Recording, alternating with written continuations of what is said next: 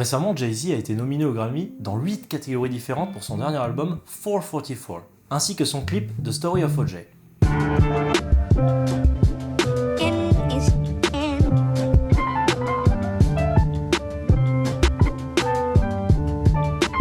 Le clip se passe du côté de Brooklyn, chez J-Bo, personnage incarné par Jay-Z, qui nous décrit une Amérique du début du XXe siècle, une Amérique sale, très capitaliste et totalement raciste, en utilisant le style d'animation qui était très présent lors de cette époque et en faisant le parallèle entre le cartoon et la réalité des années 30-40. Le titre de la chanson fait référence à O.J. Simpson, un joueur de football américain qui a fait beaucoup de bruit dans une des affaires les plus médiatisées de l'histoire, ayant une grande influence sur la cause afro-américaine. I'm not black, I'm O.J.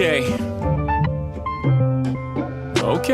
Ce clip cartoonesque est réalisé par Jay-Z et Mark Romanek, qui est aussi, entre autres, le réalisateur de 99 Problems, un autre clip assez connu de Jay-Z.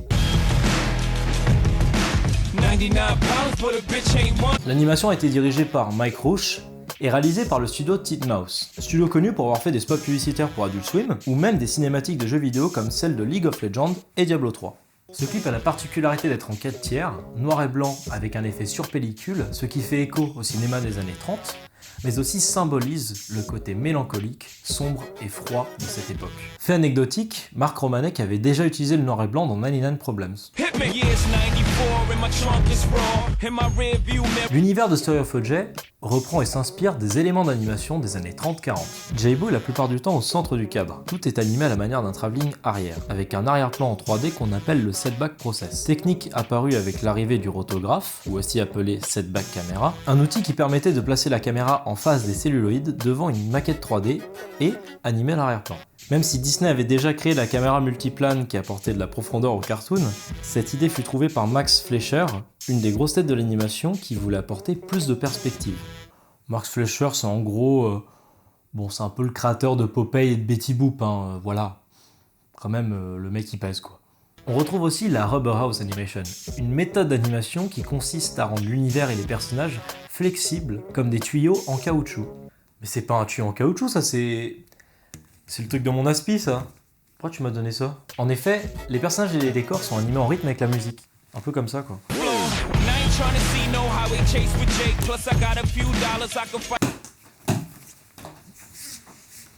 Les personnages portent des gants, mais ça c'est tout à fait normal. Dans tous les cartoons, on a cette règle qui est présente. Vox a fait une très bonne vidéo sur le sujet que je vous recommande, juste là. Voilà. Là, vous voyez ou pas? Non? Ce clip est bourré de références à des cartoons, personnalités, événements liés à la discrimination des Afro-Américains au début du XXe siècle. Si le personnage s'appelle J-Bo, c'est bien pour faire référence à Sambo, issu de Little Black Sambo, cartoon sorti en 1935 et créé par UBU Works, le co-créateur de Mickey Mouse, mais aussi Oswald. La maman de J-Bo est bien inspirée aussi de la maman de Sambo. Mais elle est aussi inspirée par un personnage présent dans Scrum Me Mama with a Boogie Beat, sorti en 1941 par Walter Lantz, c'est quand même le créateur de Woody Woodpecker, quoi. Un cartoon où on y retrouve d'autres références comme un personnage qui ressemble étrangement au batteur et la manière qu'a J-Bo de manger de la pastèque. Attardons-nous sur la référence à Dumbo, film de Ben Sharpstein, sorti en 1941 par Disney. Jay-Z l'évoque dans son texte en jouant sur le jeu de mots entre la possibilité qu'il aurait pu acheter une propriété dans le quartier de Dumbo, situé à Brooklyn, le mot Dumb qui veut dire idiot, et le personnage de Disney. Plus précisément, Jay-Z n'a pas seulement fait un jeu de mots, mais aussi un parallèle entre le personnage de Disney et lui-même. Comme le dit l'encyclopédie des personnages animés de Walt Disney, Dumbo est un personnage né avec une différence qui semble le désavantager, mais qui au final le rend plus fort que ses congénères. Dumbo a des grandes oreilles mais découvre qu'il peut voler grâce à celles-ci. J-Bo, du moins Jay-Z, est un Afro-Américain, mais découvre qu'il peut se servir de sa culture, la propulser, la faire progresser. La présence de Nina Simone dans ce clip est très importante, c'est même la plus importante. Nina Simone et Jay-Z ont énormément en commun. Tous deux sont des symboles de la culture afro-américaine et le sont devenus grâce à leur musique s'opposant à la discrimination. Celles-ci ont inspiré des générations entières.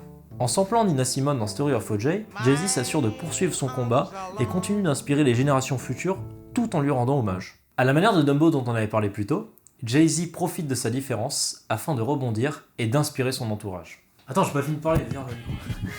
Donc oui, 444, c'est quand même un album qui a grandement marqué mon année et qui m'a beaucoup inspiré avant de faire le grand saut, quoi.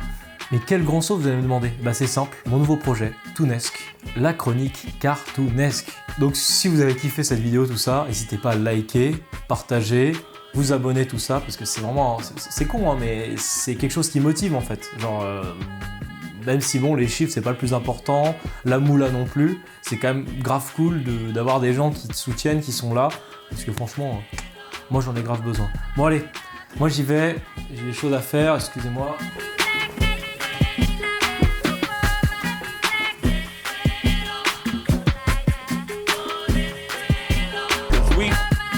Family, we family. I feel like Ali.